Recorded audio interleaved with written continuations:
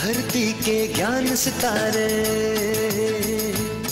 सारा जग है तुझे पुकारे, जगा कर आत्म ज्योति, सबका भाग जगाए। धरती के ज्ञान सितारे, सारा जग है तुझे पुकारे, जगा कर आत्म ज्योति, सबका भाग जगाए। धरती के ज्ञान सितारे।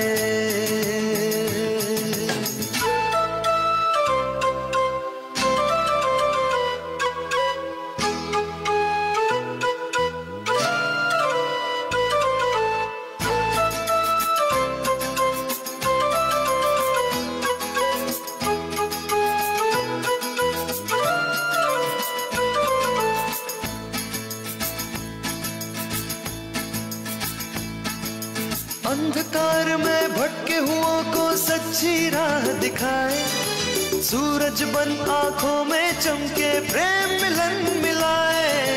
अंधकार में भटके हुओं को सच्ची राह दिखाए, सूरज बन आंखों में चमके प्रेम मिलन मिलाए। दिव्यता भर के जीवन में सुंदरता फैलाए।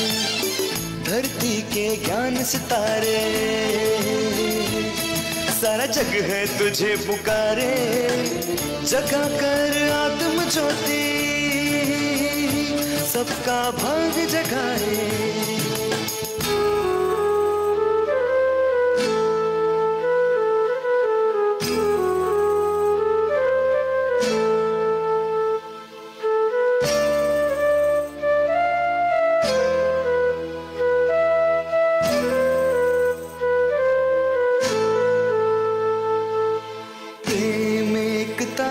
और शांति से मिलजुल के रहना सीखो, सद्भावना सद्गुणों से सबके मन को तुम जीतो।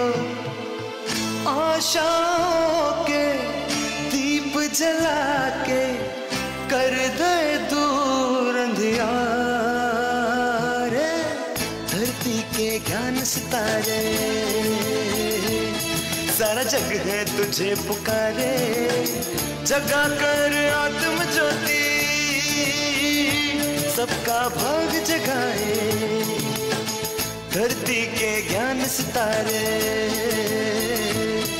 सारा जग है तुझे पुकारे, जगा कर आत्म ज्योति, सबका भाग जगाए।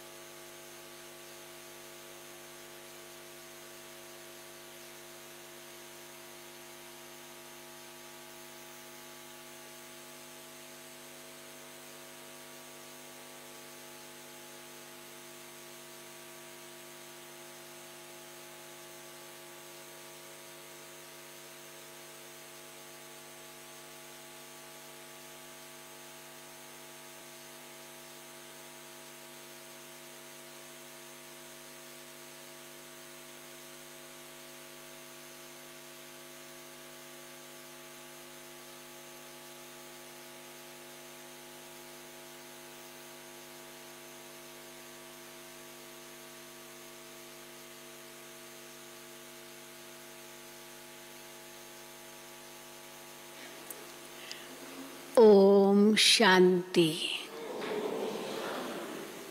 हम सभी कौन हैं? अभी गीत सुना। हम सभी धरती के ज्ञान सितारे हैं, सबका भाग्य जगाते हैं। और कौन है? बाबा के आशाओं के दीपक हैं। बाबा हम बच्चों में बहुत आशाएं रखते हैं कि यही मेरे बच्चे जो विश्व के मालिक बनेंगे, इतने ऊंच बनेंगे, वो मेरे इस समय मददगार बच्चे हैं। तो बाबा के हम मददगार बच्चे हैं जो लक्ष्य रखते हैं कि हमको बाप समान बनना है, तभी तो पूरे मददगार बन सकेंगे, तभी तो बाबा का नाम बाला कर सकेंगे, बाबा को प्रत्यक्ष कर सकेंगे। तो आज बाबा ने कहा है कि अगर बाबा को प्रत्यक्ष करना है तो क्या करना होगा।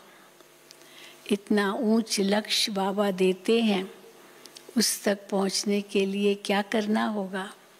बाबा कहते तुमको बहुत रॉयल बनना है। आज बाबा ने रॉयल शब्द बहुत बार यूज़ किया है। रॉयल किसको कहेंगे? ऐसे नहीं कपड़े हम कोई वो जैसे राजा महाराजा लोग पहनते वो हम पहनेंगे, उसमें तो बहुत सिंपल रहना है। लेकिन रॉयल माना हमारी चाल चलन बोल। आज विशेष बाबा ने बोल पर ध्यान खिंचवाया है। कईयों के तो बोल ऐसे निकलते जैसे पत्थर मार रहे हैं, पर हमारे बोल कैसे निकलने चाहिए? ऐसे फूल झड़ रहे हैं, ऐसे भी बाबा कहते हैं। मोती निकल रहे हैं, हीरे निकल रहे हैं। क्योंकि तुम रूप बसंत हो, तो रूप भी हो बसंत भी हो, तो मुख से कौन से रत्न निकलने चाहिए? क्योंकि वो कहानी में बताते हैं कि मुख से रत्न निकलते थे। तो कौन से आप रत्न निकालेंगे? तो ज्ञान के रत्न हो। बहुत धीरे बोलना है, मधुर बोलना है। हमारे शब्दों से किसी को दुख न पहुँचे। कोई ऐसे कटाक्ष या कोई भी ऐसी शब्द जो किसको दुख पहुँच सकता है, वो शब्द नहीं बोलने हैं। तो बहुत आज बाबा ने बच्चों को सावधान किया है कि रॉयल बच्चे कैसे होते हैं, कैसे बोलते हैं, इतनी रॉयल्टी से बोलते हैं, सोच समझ कर बोलते हैं, कम बोलते हैं, धीरे बोलते हैं।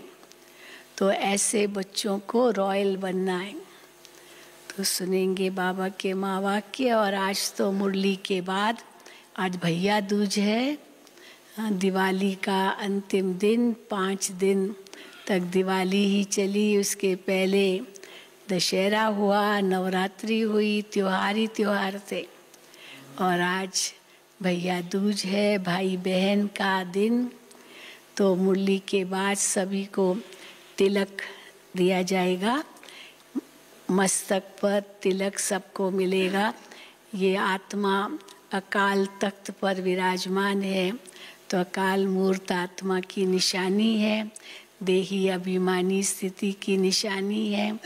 तो आपको यहाँ से स्टेज से तिलक भी मिलेगा, लगेगा मुरली के बाद। आज 6/11/2021 है। मीठे बच्चे, संगम युग पर तुम्हें बाप द्वारा अच्छी बुद्धि और श्रेष्ठ मत मिलती है।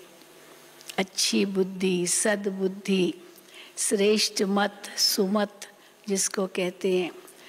तो दिव्य बुद्धि और सुमत ये बच्चों को इस समय बाप द्वारा मिलती है। तो मीठे बच्चे, संगम युग पर तुम्हें बाप द्वारा अच्छी बुद्धि और श्रेष्ठ मत मिलती है, जिससे तुम ब्राह्मण से देवता बन जाते हो। ये इतनी ऊंची मत है जिससे तुम ब्राह्मण से देवता बन जाते हो। प्रश्न है, तुम बच्चे किस मस्ती में रहो तो चलन बड़ी रॉयल हो जाएगी।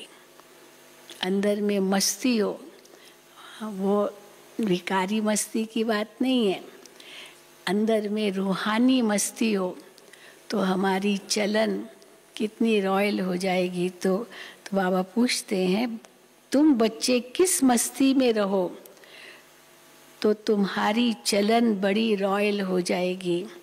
उत्तर है, तुम्हें ज्ञान की मस्ती चढ़ी रहनी चाहिए। ज्ञान की मस्ती। अहो, हम भगवान के सम्मुख बैठे हैं, हम यहाँ से जाएंगे, जाकर विश्व का मालिक क्राउन प्रिंस बनेंगे। जब ऐसी मस्ती रहे तो चलन स्वतः रॉयल हो जाएगी। मुख से बहुत मीठे बोल निकलेंगे, आपस में बहुत प्यार रहेगा।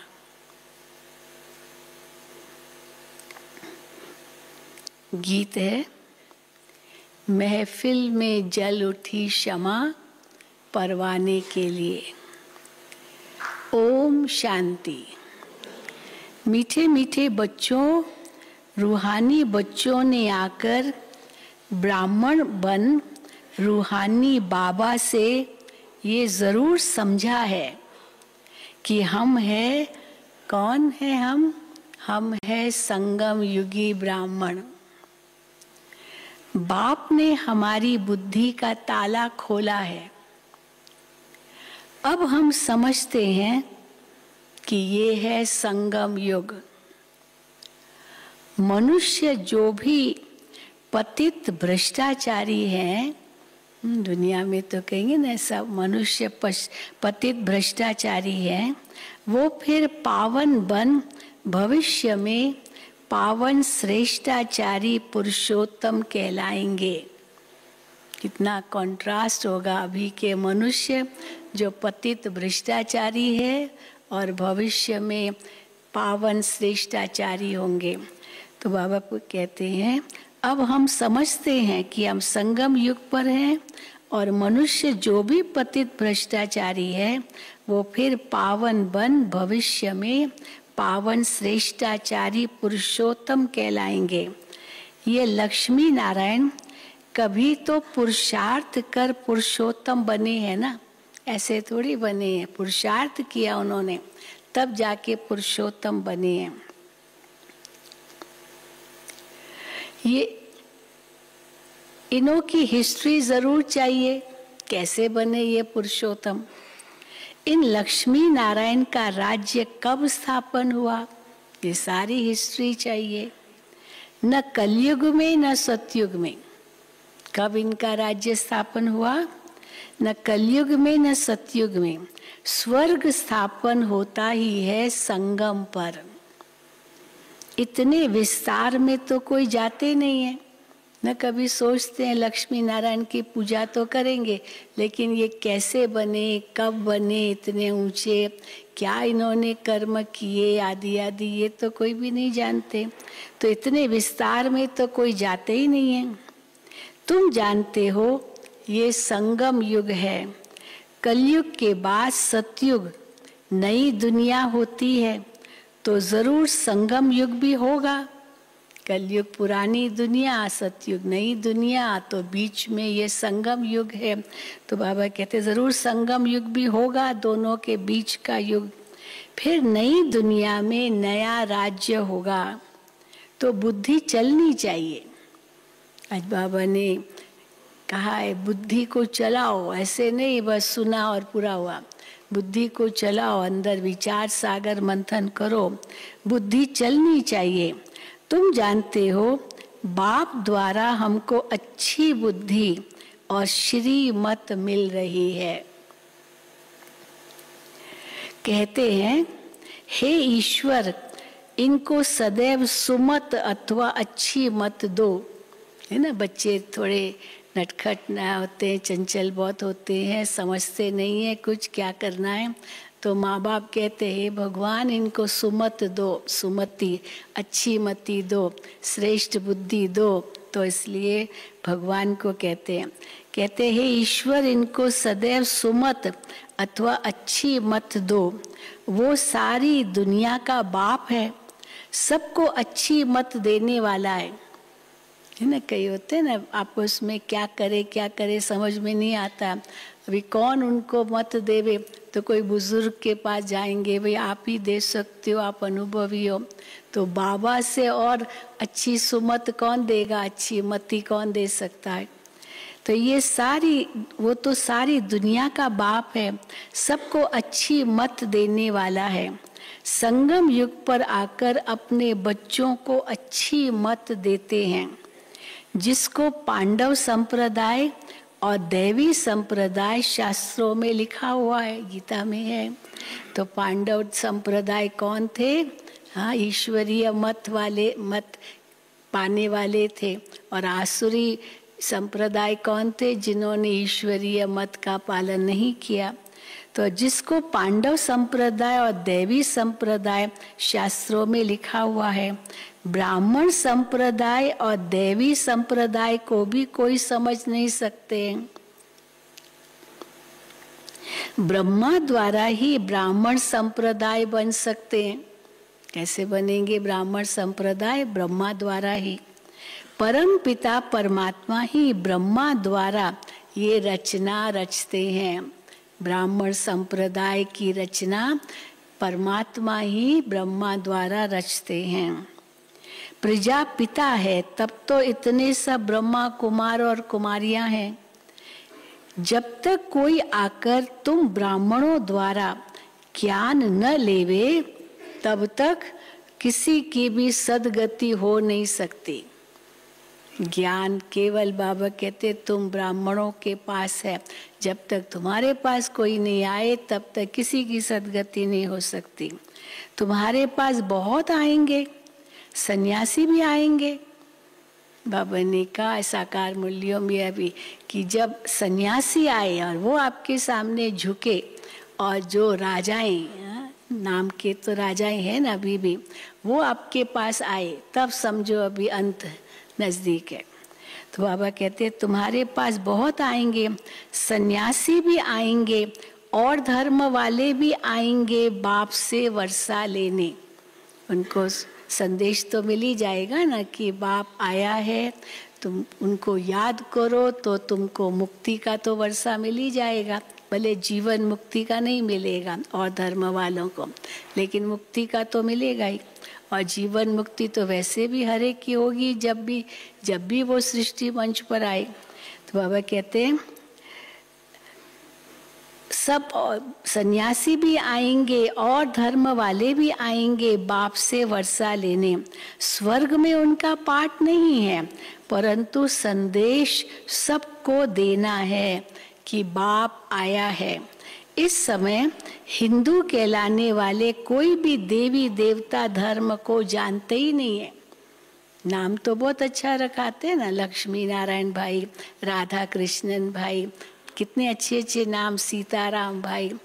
तो बाबा साउथ इंडिया वालों के नाम जब सुनते थे तो बाबा को बहुत अच्छा लगता था, वर्णन भी करते थे। एक भाई था जिनका नाम था शिव राम कृष्ण भाई। शिव भी और राम भी और कृष्ण भी, तीनों एक के नाम। और वो कहता था कि जब तक मेरे तीनों नाम नहीं बुलाएंगे तब तक मैं जवाब नहीं दूंगा। अरे भाई, कोई शिव बुलाए, कोई राम बुलाए, कोई कृष्ण बुलाए, नहीं, तीनों मेरे नाम है। तो मुझे भी कहा कि बहन जी इनका जब आप नाम लेंगी ना तो तीनों नाम लेना। तो मैंने कहा शिव राम कृष्ण भाई आपका नाम तो बहुत बढ़िया है, तो ज़रूर शिव के, राम के, कृष्ण के सबके गुण भी होंगे आप में, क्योंकि नाम इतना अच्छा है। तो एकदम कहता है बहन जी शर्मिंदा मत कीजिए, सीधा मुझे कहता है शर्मिंदा मत कीजिए। तो माँ बाप ने नाम रखा है, लेकिन उसको बड़ा नशा था कि तीनों ही नाम मेरे पुकारे जाए। तो बाबा कहते हैं इस समय हिंदू कहलाने वाले कोई भी देवी देवता धर्म को जानते ही नहीं हैं।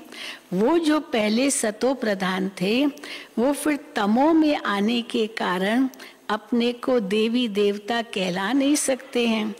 तुम बच्चे जानते हो रावण का राज्य भी यहाँ होता है और परम पिता परमात्मा जिसको राम भी कहते हैं, उनका जन्म भी यहाँ होता है। तो गाते भी हैं पतित पावन सीताराम, लेकिन कौन सा राम बाबा कहते हैं वो तो नहीं जानते हैं। परंतु पतित किसने बनाया? एक तो सीता राम कौन, वो राम कौन जो सीता का राम, और दूसरा रावण कौन। तो पतित किसने बनाया, रावण कौन है, क्यों पतित पावन बाप को बुलाते हैं, ये किसको भी पता नहीं है। ये कोई समझते नहीं है कि हमारे में जो 5 विकार है वही रावण है। कौन? रावण कोई और नहीं है। हमारे अंदर जो 5 विकार हैं वही रावण है। जिसमें 5 विकार नहीं है वो फिर कौन है? जिनमें 5 विकार है वो रावण संप्रदाय है, जिनमें 5 विकार नहीं है वो राम संप्रदाय है। सिंपल बात। अभी राम राज्य नहीं है, इसलिए सब चाहते हैं कि नई दुनिया, नया पवित्र राज्य चाहिए। राम कहा जाता है शिव बाबा को। 4 प्रकार के राम बताते। एक राम दशरथ का बेटा, एक राम जो सकल पसारा माना सृष्टि रची, ब्रह्मा को भी याद करते हैं। एक राम जो घट घट व्यापा, और एक एक के अंदर वो आत्मा राम, और एक राम जो जग से न्यारा। तो किस राम को याद करते हैं? पतित पावन सीताराम। तो कौन सा राम? तो बाबा कहते हैं अभी राम राज्य नहीं है, इसीलिए सब चाहते हैं कि नई दुनिया, नया पवित्र राज्य चाहिए। राम कहा जाता है शिव बाबा को, परंतु उन्होंने परमात्मा राम को समझ लिया है, त्रेता वाले राम को परमात्मा समझ लिया है, इसलिए शिव बाबा को भुला दिया है। भूल गए हैं कि सच्चा राम तो वो जो जग से न्यारा है, उसको भुला दिया है। तुम समझा सकते हो कि राम राज्य किसको कहा जाता है? शास्त्रों में राम राज्य किसको कहा जाता है? शास्त्रों में लिख दिया है कि राम की सीता चुराई गई। अब ये हो सकता है क्या? बाबा पूछ रही है, हो सकता है क्या कि राजा की रानी कोई चुरा ले जाए? हाँ, ये जरूर होगा कि त्रेता के अंत में जैसे रावण आया तो आत्मा रूपी सीताओं को चुरा के ले गया। हम सब शिव बाबा राम की आत्माएं सीताएं रावण ने अपना बना लिया, चुरा लिया। तो इसीलिए बाबा कहते नहीं तो राम श्री राम राम राज्य का वर्णन आता, उसकी कोई स्त्री चुराई जाए। तो बाबा कहते ये हो सकता है क्या कि राजा की रानी को कोई चुरा ले जाए? शास्त्र भी तो ढेर हैं। मुख्य शास्त्र है गीता। शास्त्रों में लिखा है कि ब्रह्मा द्वारा ब्राह्मण, देवता और क्षत्रिय धर्म की स्थापना करते हैं, तो प्रजापिता भी यहाँ ही चाहिए। ब्रह्मा द्वारा ब्राह्मण, देवता, क्षत्रिय धर्म की स्थापना करते हैं तो ब्रह्मा भी यहाँ ही चाहिए, तो प्रजापिता भी यहाँ ही चाहिए। अब ब्रह्मा को इतने ढेर बच्चे हैं तो ये तो मुख वंशावली है, इतने कुख वंशावली तो हो न सके। जबकि सरस्वती भी मुख वंशावली है, तो ब्रह्मा की स्त्री तो नहीं हो सकती है, वो मुख वंशावली है, बेटी है। तो ब्रह्मा की स्त्री तो हो नहीं सकती सरस्वती। अब वो बाप कहते हैं ब्रह्मा मुख द्वारा तुम ब्राह्मण बनते हो, मेरे बच्चे बनते हो। तुम बच्चे जानते हो शिव बाबा की कितनी महिमा है। बाप पतित पावन है, लिबरेटर भी है, ये सब गाते भी हैं, परंतु समझते नहीं हैं। सारी महिमा तो गाएंगे लेकिन समझते नहीं है।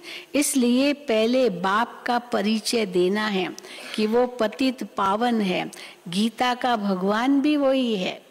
ये परिचय देना, कल भी बाबा ने कितना जोर दिया। और ज्ञान सुनाने से कुछ नहीं होगा, पहले बाप का परिचय दो। तो गीता का भगवान भी है, निराकार शिव बाबा है, तो जरूर आकर के ज्ञान सुनाया होगा। अब जिस शरीर द्वारा ज्ञान सुनाते हैं उनका नाम रखा है ब्रह्मा। नहीं तो ब्रह्मा कहाँ से आए? अच्छा, ब्रह्मा का बाप कौन है? ब्रह्मा का बाप शिव बाबा।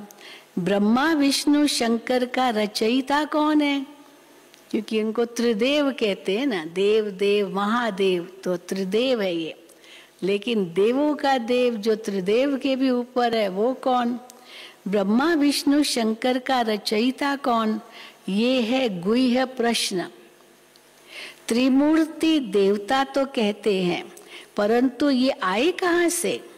त्रिदेव। हाँ, तो त्रिदेव, परंतु त्रिमूर्ति ये जो तीनों ब्रह्मा विष्णु शंकर, ये आए कहाँ से? अब बाप समझाते हैं इनका भी रचयिता ऊंचे ते ऊंचा भगवान ही है, जिसको शिव कहते हैं। अब ये तीन देवताएं लाइट के हैं। सूक्ष्म वतनवासी दिखाते ना, बादलों के बीच में दिखाते हैं, तो ये तीन देवताएं लाइट के हैं। इनमें हड्डी मांस नहीं है, सूक्ष्म वतनवासी हड्डी मांस वाले नहीं हैं, परंतु मोटी बुद्धि समझ नहीं सकते। इस पर समझाना है कि ऊंचे ते ऊंचा भगवान है, वो ब्रह्मा द्वारा स्वर्ग का वर्षा देते हैं। गाते भी हैं, मनुष्य से देवता किए करत न लागी वार। फिर दिखाते हैं विष्णु की नाभि से ब्रह्मा निकला। मनुष्य से देवता बनने में समय नहीं लगता, फिर विष्णु की नाभि से ब्रह्मा निकला। कभी नाभि से भी बच्चा होता है क्या? तो दिखाते, अभी जरूर गर्भ में पहले कोई भी बच्चा पैदा होता है तो जैसे पैदा होता है तो वो नाभि के साथ जैसे जुड़ा हुआ होता है, तो माँ का वो नाभि से वो काटते हैं तभी तो बाहर आए, नहीं तो नाभि से ही उनको भोजन भी मिलता है। तो बाबा कहते हैं अभी नाभि से कोई बच्चा तो नहीं पैदा होता है। अब बाप बैठ, कभी नाभि से भी बच्चा होता है क्या? अब बाप बैठ सब राज समझाते हैं, परंतु जब कोई समझे ना क्या राज है ब्रह्मा और विष्णु का। तुम जानते हो आत्मा को ही पाप आत्मा पुण्य आत्मा कहा जाता है, ऐसे नहीं, क्या नहीं, पाप आत्मा और पुण्य आत्मा आत्मा को ही कहा जाता है। ऐसे नहीं कि पवित्र आत्मा सो परम आत्मा। कई मानते भाई आत्मा और परमात्मा एक है, तो हम कहते ये पाप आत्मा पुण्य आत्मा धर्मात्मा, ये फिर कैसे कहते हैं अगर वही परमात्मा है? तो फिर क्या कहते हैं कि बस आत्मा और परमात्मा के बीच में अज्ञान का पर्दा है, वो पर्दा हट जाए ना तो आत्मा परमात्मा हो जाए। अब पर्दा, अज्ञान का पर्दा किसको आया? अच्छा, आत्मा को आया, पर आत्मा ही परमात्मा है तो क्या परमात्मा को अज्ञान का पर्दा आया? जब ये पूछते फिर वो जवाब क्या देंगे? परमात्मा को थोड़ी अज्ञान का पर्दा आया। तो बाबा कहते हैं तुम जानते हो आत्मा कोई पाप आत्मा पुण्य आत्मा कहा जाता है, ऐसे नहीं कि पवित्र आत्मा सो परम आत्मा है। परमात्मा बाप तो सदा पावन है। तमो प्रधान को पतित कहा जाता है। सतयुग में जब सुख था तो दुख का नाम निशान भी नहीं था। मनुष्य तो कह देते हैं स्वर्ग अभी ही है, कुछ भी समझते नहीं है, परंतु अंत में जाकर बाप से वर्षा लेंगे। अंत में थोड़ा बुद्धि में आएगा, थोड़ी समझ आएगी तो बाप से थोड़ा वर्षा लेंगे। अंत में आकर बाप से वर्षा लेंगे। तुम बच्चे ही जानते हो कि हम अपनी राजधानी स्थापन कर रहे हैं। विश्व का मालिक और कोई बना न सके। केवल एक बाप ही विश्व का मालिक हमें बनाते हैं। विश्व पर राज्य तो सतयुग में होता है, कलयुग में सारे विश्व पर राज्य कोई कर न सके। अभी तो इतने पार्टीशंस हो गए, इतनी हदें हो गई है, एक व्यक्ति कैसे सारे विश्व पर राज्य कर सकता है। तो कलयुग में सारे विश्व पर राज्य तो कोई कर न सके, ये भी किसको पता नहीं है। गीता में भी है कि महाभारत लड़ाई लगी थी तब ही सब धर्म विनाश हो जाते हैं। हाँ, कैसे विनाश होते हैं तो बाबा मिसाल देते हैं, जैसे बांस का जंगल होता है, बांस की लकड़ियां होती है ना जंगलों में, तो जंगल सूख जाता है तो बांस की लकड़ियां भी सूख जाती है।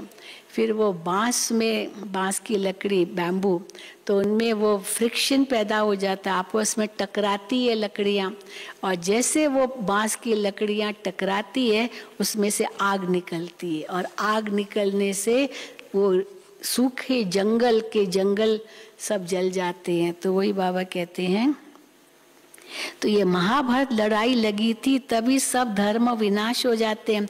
जैसे बांस का जंगल होता है, वो जब सूख जाता है तो आपस में टकराने पर आग लग जाती है और सारा जंगल जल जाता है। ये मनुष्य सृष्टि झाड़ भी जर्जरी भूत हो गया है, इनको भी अब आग लगने वाली है। सूख गया है, जर्जरी भूत हो गया, सूख गया, कीड़े लग गए, न जाने क्या क्या हो गया है। बाबा कहते इसको भी आग लगने वाली है, 1-2 में लड़कर खत्म हो जाएंगे। भगवान वाच 1-2 में आपस में लड़कर खत्म हो जाएंगे। आग का सामान तो बनाते ही रहते हैं, बॉम्ब्स तो बनाते ही रहते हैं। अब एटॉमिक बॉम्ब द्वारा आग लगनी है, ये राज वो नहीं जानते हैं। कैसे आग लगेगी? एटॉमिक बॉम्ब एक गिराया तो हिरोशिमा नागासाकी पर तो छोटा सा बॉम्ब था, बेबी बॉम्ब उसको कहते हैं। वो बेबी बॉम्ब ने ही सारा शहर खत्म कर दिया। तो अभी तो कितने भयंकर बॉम्ब्स बने हैं। तो बाबा कहते हैं अब एटॉमिक बॉम्ब्स द्वारा आग लगनी है, ये राज वो नहीं जानते। अब कलयुग नरक बदल स्वर्ग होने वाला है, इस ज्ञान में मस्ती बहुत चाहिए, मस्ती चाहिए। अपने को देखना है कि हम उस मस्ती व नशे में रहते हैं। हम परमात्मा की संतान हैं, उनसे स्वर्ग का वर्षा पा रहे हैं। तो आपस में, अब सारी धारणा, आपस में बात करने की कितनी रॉयल्टी चाहिए, कितनी रॉयल्टी चाहिए। यहाँ से सब कुछ सीखना है, बाद में वही संस्कार ले जाएंगे। अति मीठा बनना है, अंडरलाइन, अति मीठा बनना है, बड़ा नशा रहना चाहिए। शिव बाबा के हम बच्चे हैं, देवता पद पाने वाले हैं, तो 1-2 में कितना प्यार से बोलना चाहिए। सब देवता बनने वाले बैठे हैं तो आपस में कितना प्यार से बोलना चाहिए। परंतु बच्चों के मुख से अर्जुन वो फूल निकलते नहीं है, फूल निकले, फूल जड़े, हाँ, अब मुख से तो, परंतु बच्चों के मुख से अर्जुन फूल निकलते नहीं हैं। तुम कितने ऊंच हो, तुमको ये याद रहे कि हम शिव बाबा की संतान है, फिर तो सतयुग में महाराजा बनेंगे, गोया हम क्राउन प्रिंस बनेंगे। क्राउन प्रिंस किसको कहा जाता है? जो राजा का उत्तराधिकारी होता है। वैसे तो बहुत बेटे होते हैं उनको, लेकिन जो राजा का उत्तराधिकारी होगा उसी को क्राउन प्रिंस मिलेगा, क्योंकि ताज उसी को मिलेगा। तो बाबा कहते हैं गोया हम विश्व के क्राउन प्रिंस बनेंगे, परंतु तुम बच्चों को आंतरिक खुशी होनी चाहिए कि हम, वो भविष्य की खुशी तो रहनी चाहिए, लेकिन अभी संगम की खुशी क्या है? तुम बच्चों को आंतरिक खुशी होनी चाहिए कि हम परमात्मा के सम्मुख बैठे हैं। ये किसके महावाक्य सुन रहे हैं? स्वयं परम पिता परमात्मा निराकार शिव बाबा के महावाक्य सुन रहे हैं। परमात्मा के सम्मुख बैठे हैं, जिससे स्वर्ग का वर्षा मिलता है, तो उनकी श्रीमत पर चलना चाहिए। तुम जानते हो हमारी राजधानी स्थापन हो रही है। अब राजधानी में तो सब चाहिए, कितने स्टेटस होंगे राजधानी में, परंतु राजधानी में तो सब चाहिए, कई प्रकार के है आत्माएं, परंतु तुम बच्चों के मुख से सदैव रत्न निकलने चाहिए। इसका ऑपोजिट क्या है? अगर रत्न नहीं निकलते हैं, इसका मतलब ऊंच पद तो नहीं पाएंगे, वो दास दासी जाके बनेंगे। अंतर होगा ना, पता चल जाता है रॉयल फैमिली का कौन, प्रजा का कौन, दास दासी कौन, अंतर तो पता चल जाता है। तो बाबा कहते हैं तो तुम बच्चों के मुख से सदैव रत्न निकलने चाहिए। बाबा रूप भी है तो बसंत भी है। कहानियां सब अभी की है।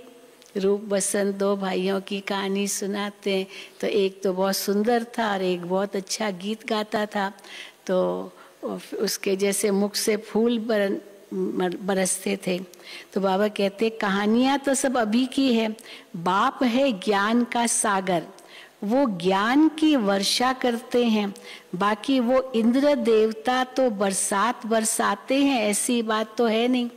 कोई इंद्र देवता ऊपर बैठा है और वो इंद्र देवता वर्षा कर रहा है, बरसात बरसा रहा है। बाबा कहते ऐसी बात तो है नहीं। ये तो बादल नेचुरल बनते हैं, बरसात करते हैं। सतयुग में ये 5 तत्व भी तुम्हारे गुलाम बन जाते हैं। अब ये भी बहुत बड़ी बात है। कलयुग और सतयुग का अंतर क्या है ना? 3 शक्तियां कहते हैं, तीनों अनादि अविनाशी है। एक पुरुष, दूसरा परम पुरुष, तीसरा प्रकृति। ये 3 अनादि अविनाशी सत्ताएं हैं। तो खेल तो 2 के बीच में चलता है, पुरुष और प्रकृति। परम पुरुष तो खेल में आता नहीं, परमात्मा। तो लेकिन सतयुग किसको कहेंगे? जब पुरुष का प्रकृति पर वर्चस्व है। प्रकृति का मालिक है पुरुष, आत्मा मालिक। लेकिन द्वापुर में जैसे रावण आया, प्रकृति हावी हो गई पुरुष पर, आत्मा पर, देह अभिमान में आ गए, अपने को देह समझा। तो जब प्रकृति पुरुष पर हावी हो गई, प्रकृति मालिक बन गई पुरुष की, तो पुरुष अधीन हो गया प्रकृति के। तो वही बाबा कहते हैं सतयुग में ये 5 तत्व भी तुम्हारे गुलाम बन जाते हैं। और यहाँ मनुष्य सबके गुलाम बन पड़े हैं, माना इंद्रियों के गुलाम बन गए हैं। तो जैसे गुलाम ही है सब शूद्र संप्रदाय। और यहाँ मनुष्य सबके गुलाम बन पड़े हैं। यहाँ हर बात में मेहनत करनी पड़ती है। प्रकृति नहीं तो कितनी उपजाऊ अपने आप हो जानी चाहिए। बीज डाला और फल निकला, भी तो कितनी मेहनत करनी पड़ती है धरती को सींचने के लिए। तो बाबा कहते हैं यहाँ हर बात में मेहनत करनी पड़ती है। वहाँ सब बातें स्वतः हो जाती है। हाँ, स्वतः हो जाती है। खाली बीज डालना होता है, वो हल चलाना, ये सब करना, खाद डालना, मेहनत करना, वो नहीं होगा। ये याद है, मैं कहाँ गई थी? इथोपिया गई थी, अफ्रीका में। तो वहाँ देखो, जहाँ देखो पेड़ ही पेड़, पेड़ ही पेड़, और केले के पेड़, इतने पेड़। तो मैंने कहा ऐसे कैसे, बस रास्ते पर पेड़ ही पेड़। तो कहा यहाँ बहन जी धरती इतनी उपजाऊ है, बस खाली बीज डालो अपने आप निकल आते। मैंने अपने आप निकल आते, क्या क्या पेड़ थे। मैंने कहा अच्छी बात है। तो इतनी धरती, लेकिन लोग वहाँ के बड़े सुस्त। हाँ, कुछ मेहनत नहीं करते, सब कुछ सहज, वो धरती सब सहज देती है। और फिर देखो तो शराब पी करके वहीं सोए हुए, मेहनत कुछ भी नहीं करते। अब वो भी तो प्रकृति दासी कब तक बनेगी, आखिर तो फिर भूख मरेंगे। तो बाबा कहते हैं कि मनुष्य सबके गुलाम बन पड़े हैं, प्रकृति के दास बन गए हैं। यहाँ हर बात में मेहनत करनी पड़ती है, वहाँ सब बात स्वतः हो जाती है। तो बच्चों को बाबा की याद सदा रहनी चाहिए, इससे खुशी का पारा सदा चढ़ा रहेगा। वो लोग साइंस वाले भी मंथन करते हैं, मेहनत करते हैं, ऐसे थोड़ी कोई इन्वेंशन निकालते हैं। अंडरग्राउंड जाते हैं, कितने दिन वो सब एक्सपेरिमेंट्स करते हैं, प्रयोग करते रहते हैं, तब जाके कोई चीज़ को प्रकट करते हैं। तो वो लोग साइंस वाले भी कितना मंथन करते हैं। तुम बच्चों को, अब हमको कौन सा मंथन करना है, तुम बच्चों को वाणी का मंथन करना है। जो बाबा की मुरली चलती है उस मुरली का मंथन करना है, और फिर वो मंथन हुआ, फिर बाबा कहते निकालना है, वाणी चलानी है। वाणी का प्रभाव कभी कभी बहुत अच्छा रहता है, कभी कम। इनको कहा जाता है मंथन करना। किसी को ज्ञान सुनाते, कोई तो बाबा कहते बित बित करते, क्या बोल रहे हैं समझ ही नहीं आता, और कोई इतना अच्छी तरह से ज्ञान सुनाते हैं जो एकदम बुद्धि में बैठ जाता है। तो बाबा कहते हैं वो अगर मंथन किया हुआ होगा तो ज्ञान सहज सुना सकेंगे और बुद्धि में बिठा देंगे, नहीं तो एक पॉइंट फिर उसको छोड़, दूसरी पॉइंट, तीसरी पॉइंट, न जाने क्या क्या क्या बोल रहे हैं, सुनने वाला ही मूंझ जाता है। तो इसलिए बाबा कहते हैं कभी कम, हाँ, तो कभी कभी बहुत अच्छा रहता है वाणी का प्रभाव, कभी कम। इसको कहा जाता मंथन करना। मंथन करके सुनाएंगे तो अच्छा प्रभाव होगा। बच्चे बाप की अवस्था को देख रहे हैं, बच्चे बाप की अवस्था को देख रहे हैं, और बाबा अपना अनुभव सुनाते हैं। ब्रह्मा बाबा अपना अनुभव सुनाते हैं। कैसे बाबा भी विचार सागर मंथन करते हैं, ऐसे नहीं शिव बाबा मेरे तन में आके ज्ञान सुनाते इसलिए ब्रह्मा बाबा मंथन नहीं करते, ऐसी बात नहीं है। सवेरे बाबा 2 बजे उठ करके मंथन करते थे ना। दादी जान की अपना अनुभव सुनाती है। एक दिन दादी को नींद नहीं आ रही थी, मतलब उठ गई यहाँ, और बाबा के कमरे में कहा देखिए बाबा क्या करते हैं। तो बाबा तो बैठे थे पलंग पर, और बाबा को कहती बाबा आप इतना जल्दी उठ गए, बाबा आप क्या कर रहे हैं बैठे बैठे। बाबा ने कहा मैं बच्चों के लिए हलवा बना रहा हूँ। ये बाबा ने हलवा बना रहे, माना विचार सागर मंथन कर रहे हैं, गरम गरम बच्चों को देना। क्योंकि शिव बाबा हर वक्त तो नहीं बोलेंगे, ब्रह्मा बाबा भी बोलते हैं, तो इसलिए बाबा कहते हैं हाँ। तो बाबा भी अपना अनुभव सुनाते हैं। तो कब बहुत उछल का प्रवाह रहता है, कभी कम, कभी बहुत अच्छी पॉइंट्स निकलती है। बाबा भी मददगार बन जाते हैं। शिव बाबा फिर मददगार तो बनते ही हैं। बाबा जब बोलते हैं, ब्रह्मा बाबा ही बोलते हैं, शिव बाबा भी बोलते हैं, बाबा भी मददगार बन जाते हैं। ये तुम भी फील करते हो। ये तो ब्रह्मा बाबा ने इतनी अच्छी बात कही, शिव बाबा ने कही, वो तो है ही, लेकिन ब्रह्मा बाबा ने भी कही। तो तुम बच्चे फील करते हो। बाबा तो कभी मुरली हाथ में तो उठाते नहीं है, कोई पढ़ के सुनाए, ब्रह्मा बाबा ने तो ये कभी नहीं किया। बच्चे मैगजीन लिखते हैं तो बाबा कभी कभी देखते हैं कि बच्चे कभी गफलत तो नहीं करते। हाँ, क्या लिखा है मैगजीन में, बाबा देखते थे। दादी जानकी तो पूरी मैगजीन पढ़ती थी। जब कई बार देखते थे हम दादी जानकी के कमरे में, देखो तो मैगजीन पढ़ रही है। आप लोग पढ़ते हो? जो सच में रेगुलर पढ़ते हैं हम मैगजीन, हाथ उठाएं, ले बस 2-4। बाकी पता भी है कि ज्ञान अमृत मैगजीन छपती है, निकलती है, वर्ल्ड रिन्यूअल भी निकलती है, छपती है, ज्ञान वीणा, न जाने कितनी कितनी मैगजीन सब लोगों की छपती रहती है। तो बाबा कहते हैं मैगजीन में भी अच्छी अच्छी मुरली की पॉइंट्स आती है और सब तरफ जाती रहती है। कोई की तरफ मुरली नहीं जाती है तो बाबा कहते हैं रचयिता रचना का ज्ञान 7 रोज में समझ लिया है ना। अभी तो सहज हो गया, हमारे मोबाइल में आ जाती है, लेकिन उस समय तो कहाँ था। बाबा मुरली चलाते थे, फिर वो लिथो होती थी, फिर वो भेजते थे, कितने दिनों के बाद वो पोस्ट पहुँचती थी, तब तक इंतज़ार करते रहो करते रहो करते रहो। कभी पोस्ट ऑफिस में ना उनकी हड़ताल हुई तो ख़त्म, मुरली भी नहीं मिलती थी, इंतज़ार ही करते रहते थे।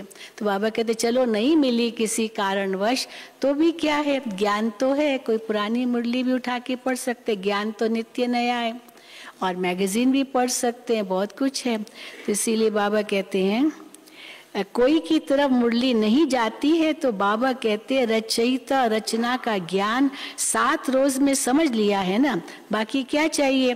बाकी 5 विकारों को भस्म करने का पुरुषार्थ करना है, और तो कोई तकलीफ है नहीं।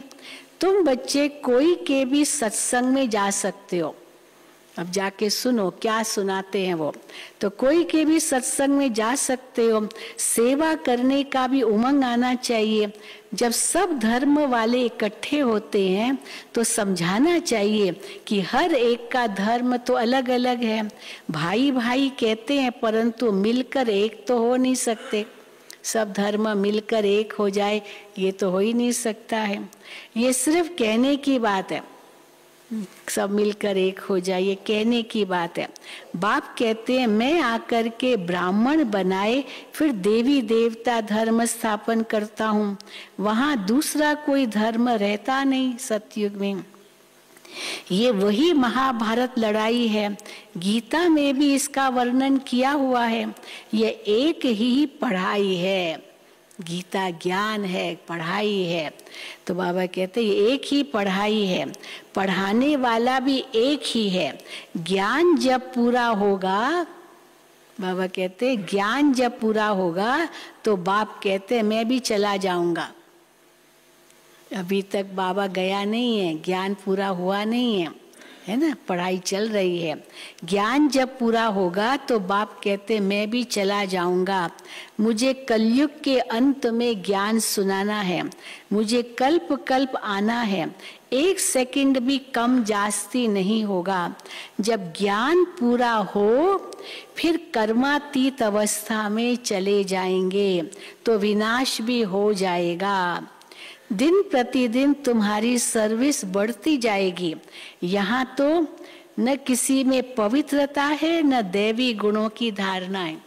दुनिया में पवित्रता का तो नाम निशान ही नहीं है, दैवी गुण की धारणा भी नहीं है। और वहाँ पवित्रता कितनी, दैवी गुण कितने, अंतर देखो कितना है सतयुगी दुनिया और कलयुगी दुनिया में।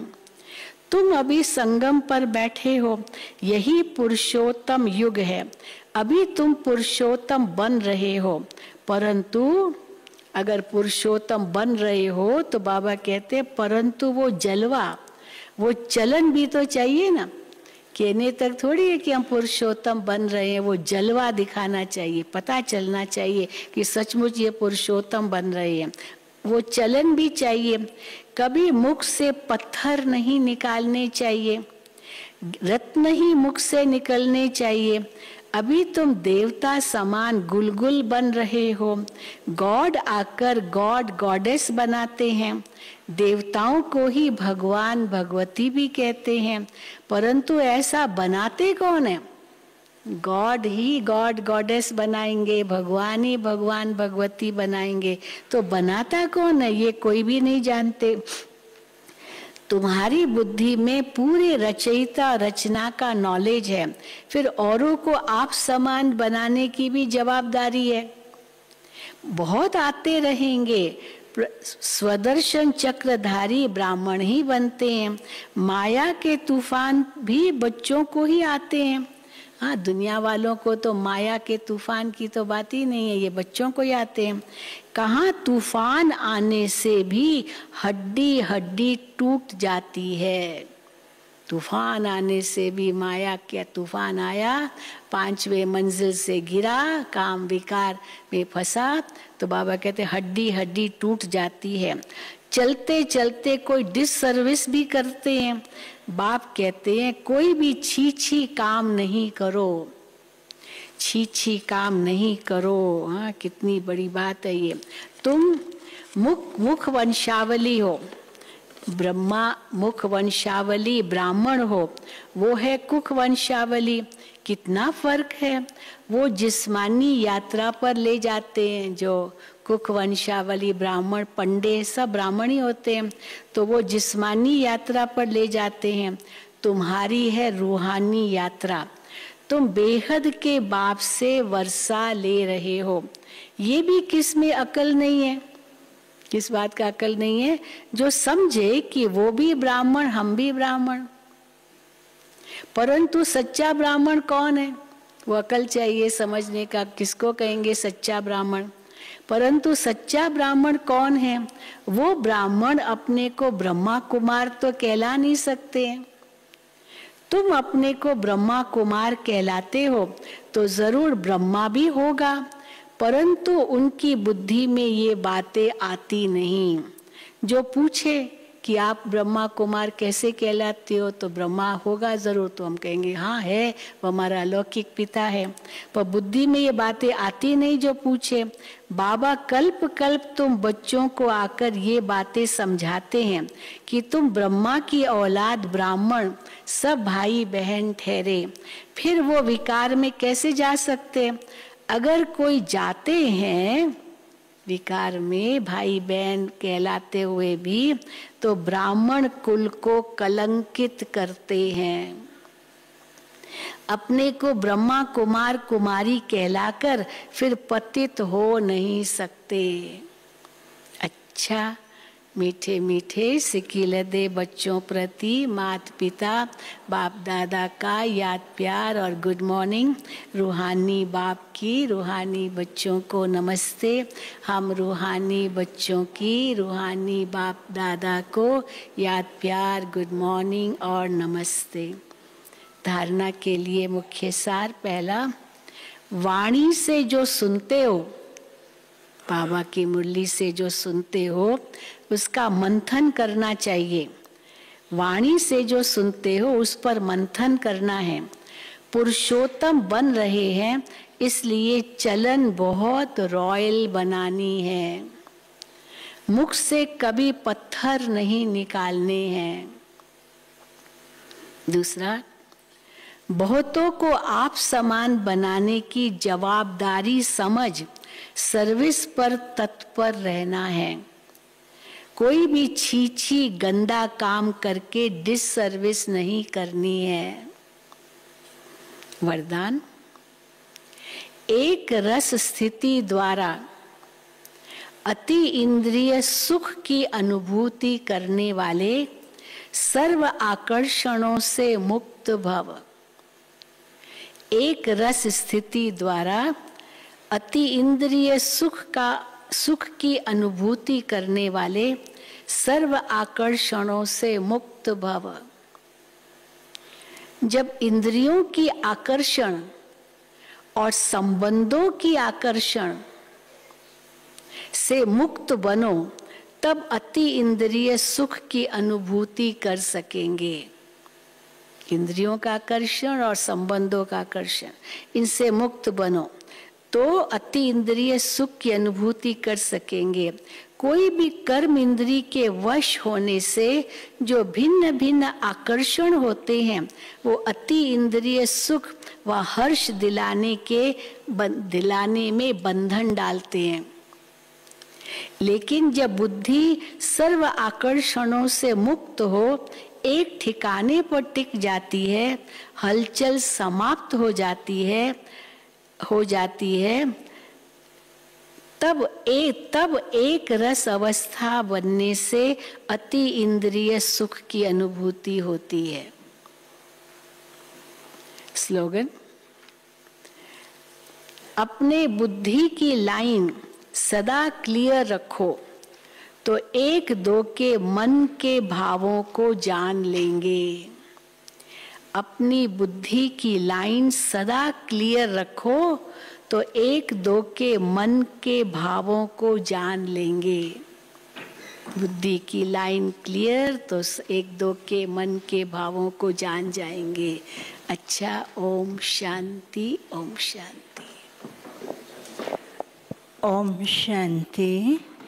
आज भैया दूज है, बहुत सुंदर दिवस है। हम सभी प्यारे बाबा की याद में बहने भाइयों को तिलक लगाती हैं। और आज तो आत्मिक स्वरूप और सफलता का तिलक आप सबको लगाया जाएगा। और थोड़े ही टाइम लगता है, नहीं तो बहनें तो भाइयों के लिए सारा दिन ही इंतज़ार करती हैं। तो आज इस प्रकार से प्रोग्राम रहेगा कि एक ही लाइन में हम करेंगे और शीलू बहन भाइयों को, शीलू बहन तिलक देगी और मैं टोली दूंगी और 15 मिनट में होगा, जल्दी नहीं है, बहुत समय है। आज का दिन तो है कि हम सब बहनें ऐसे योग में रहें कि आत्मा रूप में सभी भाई अपने जीवन के अंदर सफलता प्राप्त करें और साथ साथ वरदानी बन कर के बाबा से शक्ति ले कर के आगे बढ़ते रहें। तो इस प्रकार से कार्यक्रम रहेगा। और चंद्रशेखर भाई की तरफ से एक सूचना है कि आपको मालूम हो कि कल से ही बड़ा ग्रुप आ रहा है, टीचर्स बहनें दिल्ली की आ रही हैं। क्या हुआ है? इसको हटाना है क्या? थोड़ा पीछे ले, लाइन लगानी है। अच्छा, तो ऊपर ही आएंगे ना? और पीछे? अच्छा, बहनों का सोफा ही रखा हूँ।